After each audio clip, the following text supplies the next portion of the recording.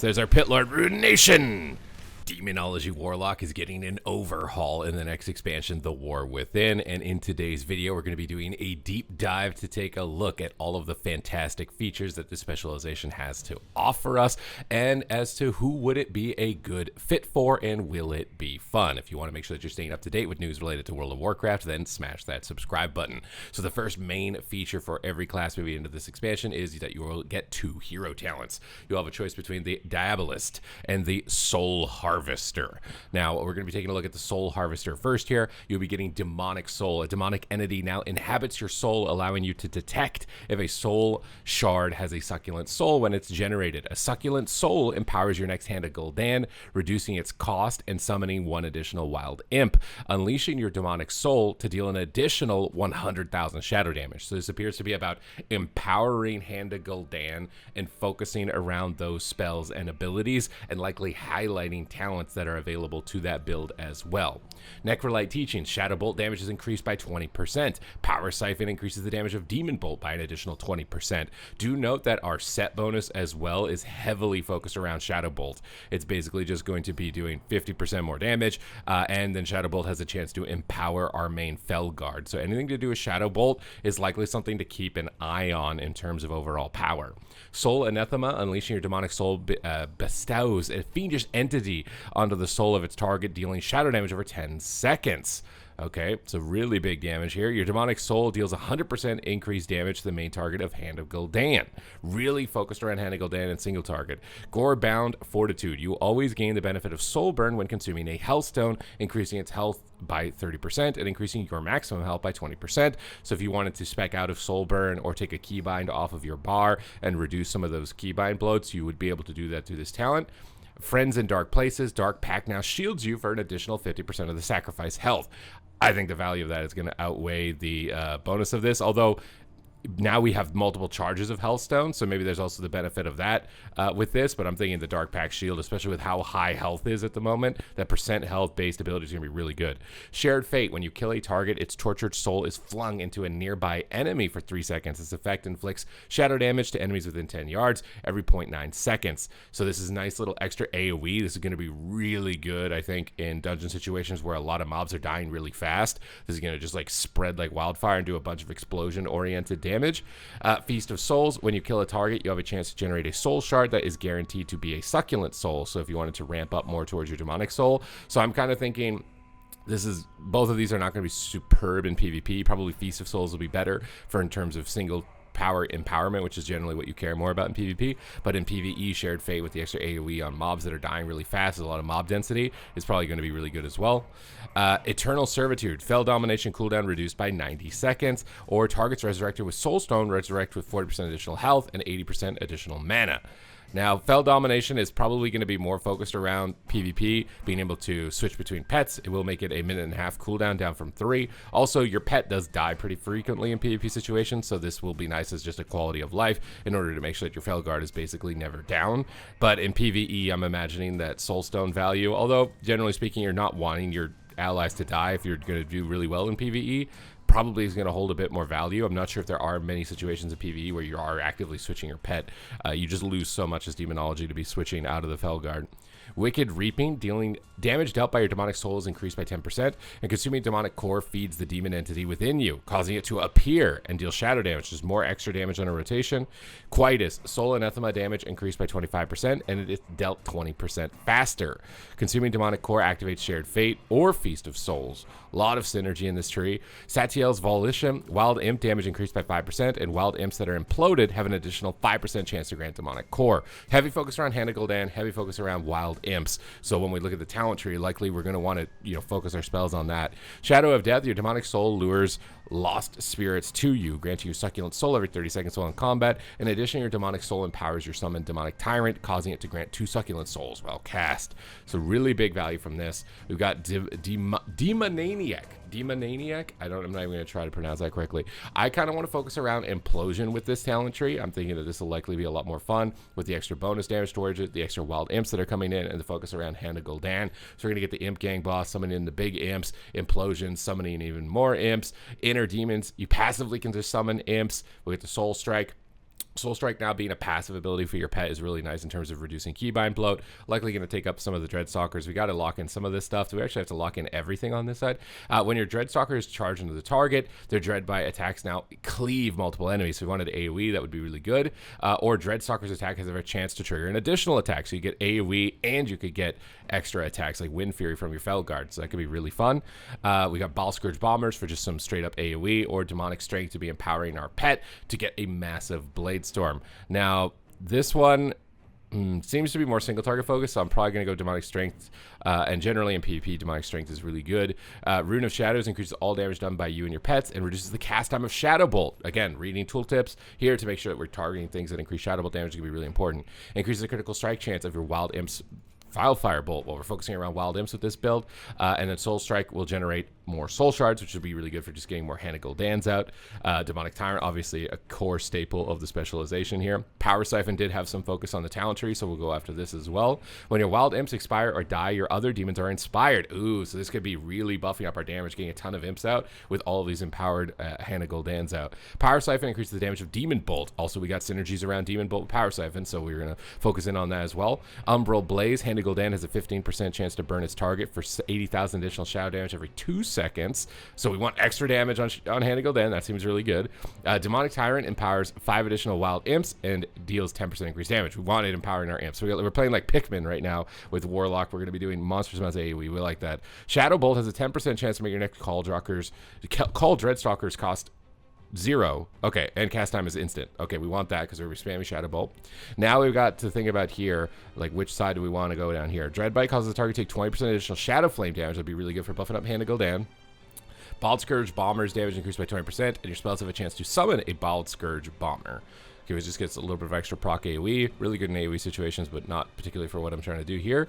Felguard just deals 20% more damage. That seems really good, so we'll probably have to peek up at this again later on. Now, there are changes to Doom. Doom is now a passive. When Demon Bolt consumes a demonic core, it will just apply Doom to the target. So already Demonology is a lot more simplified in this expansion, so if you're worried about keybind bloat, and I think Demo, from my experiences in Dragonfly playing it frequently, it had a lot of keybinds, so this will definitely be nice. Hand of Gul'dan has a 15% chance to cast a second time. Yes, we want that. What do you mean? More Hand of Gul'dans? I mean, I'm not going to turn that down. Get a little Vile Fiend in here. Each soul shard spent on Hand of Gul'dan. Now, I kind of want to summon in the Hounds. There's Antorus Hounds on this build, and I'm trying to figure out where they are on the build. I believe we'll be able to pick between 2 different types of dogs. Yeah, the Mark of Shatug and the Mark of Fararg. I think that these likely will be really powerful with the Imps when they die and they buff up the Fellhounds, is what I'm thinking with this. But Doom build also, and summoning in Doomguard seems really fun, so I kind of want to go down that side here on towards the left. Increases the damage of Doom by 30%. Doom summons Wild Imps. We like that. We want more Wild Imps. Shadow Bolt and Demon Bolt deal 2% additional damage per demon. That seems, oh my god, I'm going to get a disgusting, it's going to be disgusting the amount of Shadow Bolt damage I think we're going to be doing here. Dreadstalker attack speed. Would that be better than going for Vile Fiend? I'm kind of worried about not having enough talent points. So the choice between this is going to be Tooth and Claw are drenched in malignant shadow magic, causing Gloom Hound's melee attacks to deal an additional damage, or Cloaked in Ever Burning Flame. This will just AoE damage. So we can just pick an AoE pet, or kind of focused more single targety bursty type of damage from the Shadow Hound. I'm going to go for the Shatug here in this instance. Dreadstalkers deal 50% increased damage while Vile Fiend is active. Ooh, I don't know if we're going to be able to get the Hounds, man. Your Felguard deals 20% additional damage and Soul Strike 25% of damage to it. Oh my god, this every talent is so good. Increase the primary Felguard's critical strike chance to 30% of your crit strike. Crit strikes from your spells and your demons deal 4% increased. Immutable Hatred. When you consume Demonic Core, your primary Felguard deals more damage. So you can really focus around the primary Felguard if you wish to. But I think with this build, I really want to focus on summoning massive amounts of Imps and Demons in particular. So we could either go for the Vile Fiend and the Empowered Vile Fiend, or we can get buff up our main Felguard. Now remember, when our Imps die, it'll buff our other demons. So I'm thinking buffing the main Felguard that's out the entire time is likely going to be kind of a really good pick. Now towards the left side of the talent tree, we obviously get really big benefits from increased % health effects and absorbs and leech and crowd control effects that we're going to want to go for. Almost all of this stuff is just increasing armor or maximum health. It's just really straightforward and high value. Maximum health of you and your pets, damage of your pets. There's a lot of straightforward picks here in this regard. Attack speed of your pets, maximum stamina, not anything really that's like absolutely crazy. Sweet Souls for Healthstone, so allies can use their Healthstone to heal you. can be a nice little mechanic for anybody that's aware of that and they want to make like a little clutch save on you. Now this talent got buffed a lot in Dragonflight. It's like still really powerful where fears won't break on damage. So you can basically turn fear into like a pseudo stun in a lot of cases. Demonic Gateway was always great utility in order to escape. Not a lot has changed here on the baseline talent tree aside from the fact that you are now going to be able to get multiple charges of Hellstone. I think that's going to be the big here. But 20% of Wild Imp damage, we definitely want to be getting that. 15% damage on Shadow Bolt. We definitely want to be going after that. Your primary pet's bonus, Felguard, reaches a cooldown of Pursuit by 5 seconds. So that's the charge of the Felguard, so you can charge more frequently if it's switching targets. Your spells have a 5% increased critical strike chance. You gain 10% more of the critical strike from all sources. So this crit build towards the right side, a little bit more of an emphasis on critical strike or making it more of a viable stat, because a lot of classes have dead stats. And a lot of the talent tree reworks have been oriented around trying to make those dead stats a bit more viable. So Soul Link for our pet, or we can go... Ooh, this is kind of a tough one. I want Soul Conduit because I want the Soul Shard reduction. And both of these are going to be 2 talent points. So either way, what we're getting down here, it's going to cost about the same to get there, so it's going to be totally fine. Here's the cast time of Soulstone and Hellstone. I don't know if I'm going to be like spam casting that in a game in particular, but we can also get 60 seconds off the cooldown here, so we can make it 2 minutes, and then we can get a minute and a half, and we can make it 30-second cooldown. Oh my god, a 30-second cooldown Feldom. Your pet is never going to die. Your pet is never going to die, and if it does, it doesn't matter, because you're just going to get it back immediately. Okay, I didn't realize that there was like a secondary talent over here for Demonology. That seems really strong. That seems really strong. We'll get the charge here. Normally, obviously, you would want to get Soul Link if you're going to be running like a lot of PvP, but I really wanted to get a lot of talents here that would beef up my imps and try and make my damage as high as possible. So I really like that they've reduced the overall keybinds. I can't wait to try this here on the training dummy once we've got everything going, but we got the Call Dreadstalkers, kind of a core integral ability towards the Demonology Warlock. We've got Shadow Bolt, which has just been beefed up. We've got Implosion, which is going to be crashing massive amounts of AoE. We've got Power Siphon that's going to be empowering all of our Demon Bolts to do even more amounts of devastating damage, and I think that's pretty much all my damage dealing abilities. Okay, we're back here. We're in Orgrimmar with all of the new testers. We're summoning in our Dreadstalkers. This build is focused around wild imps. We're going to be summoning in as many as possible using Implosion in order to power all of our other demons and making sure that our Demonic Tyrant is as beefy as possible. You can see our DPS towards the left side here. Do note in like AoE situations in a lot of classes that I've tested so far, I've been able to do upwards of like 1 million to 2 million DPS. So this is almost strictly single target, maybe a little bit of 2 target cleave I'd put in this position. We've got our Implosion fully stacked. We're going to summon in our Demonic Tyrant. We've got massive amounts of cracking AoE coming in here in this position. We got instant-handed Gul'dans, free-handed Gul'dans. We got Implosion to just sacrifice all of our imps and empower our Tyrant to be able to send in even more single-target burst damage. I really like that sacrifice element in terms of playstyle for the Demonology Warlock with the wild imps. Definitely is one of my favorite flavor kind of factors for it, with the instant Dreadstalker procs, which feel super smooth from the rotation. I haven't noticed the Demonic Entity just yet, so we're going to try and pay more attention. There it is. When you use the Handed Gul'dan, you'll get that purple demon coming out from behind you. You get the free Handed Gul'dans coming in, tons of imps for Wild Imp Implosion, just to get massive amounts of damage. I'm really curious to see how hard that hits, particularly on details after this, because I want to know, like, maybe this is a viable build for just getting lots of burst damage and lots of AoE out. It's got a super big flavor. Honestly, I kind of miss the Implosion build from Legion for Demonology in particular. The visual of the purple demon on the back is nice little touch. I like the synergy of the wild imps. All the buffing damage on Shadow Bolt actually feels really strong. Doing about 600k DPS now as we've been able to flesh out more of the rotation here onto this, which I think is like a decent margin for single target. And obviously I'm probably not playing the rotation as like optimally as you might be able to as like a pro PvE or something like that. So there's going to be a little bit of room to squeeze for that. And you're also not scaled here like you are in dungeons, but it seems like it's able to do a decent amount of damage overall. Sacrifice all those imps, empower up our Demonic Tyrant, get all juiced up, get our little Fell Hunters out here. Now, where's my Mark of Farag? Because I haven't seen that. We covered it in the talents. Summoning, when you summon Vile Fiend, you have to take... Okay, so this seems like a bit of a trick talent then, because you have to take Vile Fiend, but you can take this without taking Vile Fiend. So we're gonna have to opt out of that. We're gonna have to go out of our guillotine talents here if we're gonna be able to go after that. That seems like a bait. This is like a point of feedback for the talent tree. The fact that you can take a talent that doesn't work unless you take the talent above seems like I just shouldn't have any connection points, right? I guess it has those because you maybe don't want to get the one in the middle. Because because it doesn't empower the one on the bottom. Is okay. That's likely what this is, because this one doesn't empower the one on the bottom. But the problem with that is then you can get that talent without actually picking the one on the top. I thought it was just randomly proc, but obviously not. Okay, so let's get the Vile Fiend here into the mix. Let's get a little bit of a reset. Let's see what we're able to get done. Vile Fiend coming in hot.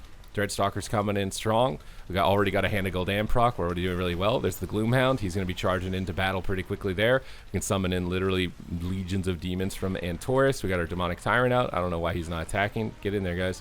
It is time to do some damage, as we are going to be sacrificing our Wild Imps in order to empower our Tyrant. I love the Explosion of Implosion. Really fun ability. Super hoping that this build ends up being more viable like it used to be in the past for like a more burst oriented build of Demonology specifically, but we're still doing about the same DPS, around 600,000 at this point, even with the Gloomhound or the Vile Fiend, although we could be summoning him in a little bit more. We got multiple stacks of Demonic Core here, so these are going to be doing monstrous amounts of damage. Our Hand of Gul'dans are summoning in so many imps. I just have an army of imps, purple demons flying out from every which way, behind me, in front of me, whatever it happens to be. Really love the Implosion flavor. The Gloomhound seems to be doing a decent amount of damage. So let's just take a look here and see what exactly is going on with the damage breakdown in particular. So our Gloomhound, oh my god, okay, we need to take this guy. That guy did an insane amount of damage. I think this is our pet, Xeric Xerez. So our main Felguard did a ton of damage. Our Gloomhound did a ton of damage. Our Shadowbolt did a ton of damage. I like the breakdown of this being very even across the board. I think that's a healthy split of damage for a class. When you have one ability that's doing like 30% upwards, it ends up being really top heavy and builds focus only around that one talent. So I do like the breakdown. Seems to be more evenly split, although our Implosion seems to be pretty low. Our Implosion is hitting for about 100,000, although you can get multiple hits of it. So, you know, 100,000. Let's just get a bunch of imps out and just see what exactly happens here, just with Implosion. Let's just get a ton of wild imps and then just see, like, how hard does this hit? So I've got like 9 wild imps right now. Do they all hit for 100k each? So it seems like they all hit for about 50k each, which is about a rapid fire per hit. They can crit for 180, 200k each. I mean, if you got 10 of those and you got to crit every single time, I mean, it could be a decent amount of damage. This could be a decent amount of damage. We might be onto something with this for those that are looking to explore like the different possible talent combinations. It does seem like the Soul Harvest is heavily focused around how the Hand of Gul'dan, so you'd be more incentivized in order to go after things like the Wild Imp and the Imp Gang bosses and the explosions. But we also have another talent tree to be covering here today. We got the Diabolist. So curious to see if this one focuses around more like Dreadstalkers and Felguard as opposed to the other ones. You can't change your talents in combat. Come on, guys. What are you doing? Why are you guys trolling? All right, we got it.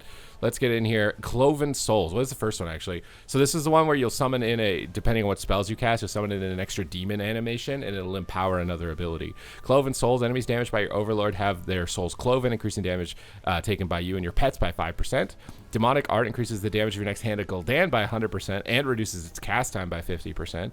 Secrets of the Coven. Hurl a bolt enveloped in the infernal flames of the abyss, dealing 860,000 fire damage to your enemy target and generating 3 soul shards. So Shadowbolt will get empowered.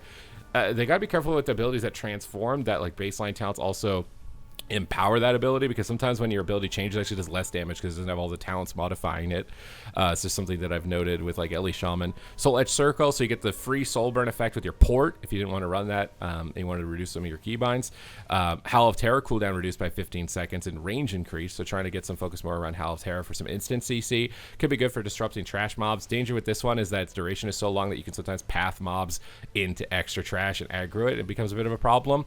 And losing Coil for single target setup in terms of execution power is a big loss in PvP. So unfortunately, this talent tree, I guess you could use your soul burn for something else and then just always have soul burn port as the advantage for this. Summon Demonic Tyrant grants Diabolic Ritual and reduces its duration by 3 seconds, or every soul shard spending ability decreases the duration of Diabolic Ritual. I think with the fast casted Hand of Gul'dans and the free procs, that's likely going to be rotating through our demon spawns a bit faster. Infernal Vitality on any resolve heals you for 30% of your maximum health over 10 seconds, or on any resolve grants you Soul Leech equal to 100% of your maximum health and increases the maximum amount Soul Leech can absorb. So if you're the heavy focus for single target, you're going to run Infernal Vitality. If you're in a situation where it's like ongoing AoE damage, you'd probably want Infernal Bulwark, and this is likely the logic between choosing between these. Flames of Zoroth, fire damage increased by 2%, and damage by your demons by 2%. Summon Demonic Tyrant is empowered, dealing 70% increased damage, and increasing the damage of your demons by 20% while active. Hannah Gul'dan deals 15% increased damage for each soul shard spent. I would say both of these talent trees focus pretty heavily around Hannah Gul'dan.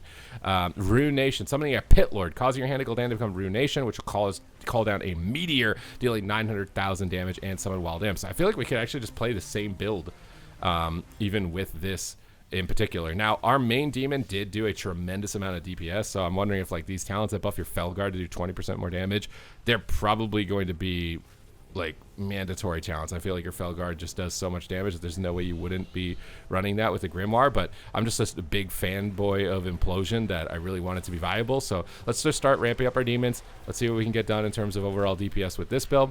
We got a couple of Hannah Gul'dans coming out here, and we're gonna be able to get working through our soul shard expenditure to get that diabolic ritual going, I imagine, here pretty soon. And I'm just waiting for those.